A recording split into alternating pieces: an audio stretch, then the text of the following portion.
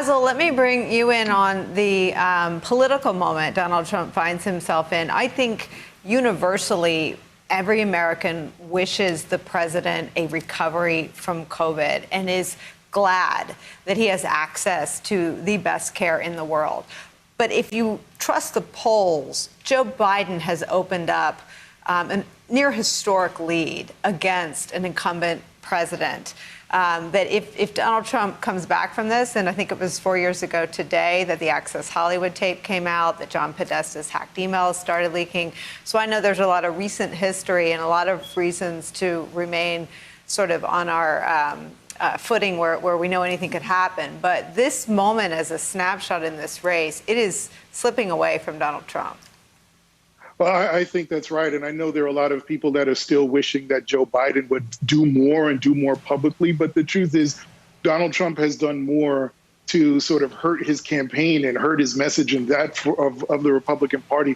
He's done more to do that in the last 2 weeks than Joe Biden could ever say in a speech. So, you know, it's incredible to me because as we talk about this moment in the pandemic, I teach college students, they're all Zoomed out. They do Zoom all day, and it's a constant reminder of where we are in this country at the moment. They're reflecting on what, to their view, has been a very noxious sort of presidency. And we've talked about it in terms of Trump versus established norms.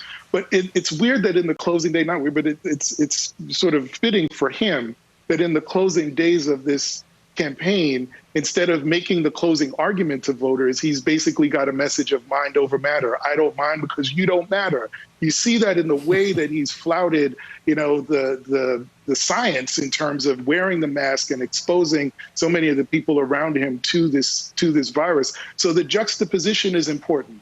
You see, as you said, the president who has the best health care anyone can have in this country, yet folks like you and I are going to be, you know, unfortunately, if anybody close to us passes away, we can't be in the hospital with them. Right. We can't hold their hand. We have to say goodbye over FaceTime. And so who knows what the vice president can do at this point, as you mentioned him earlier.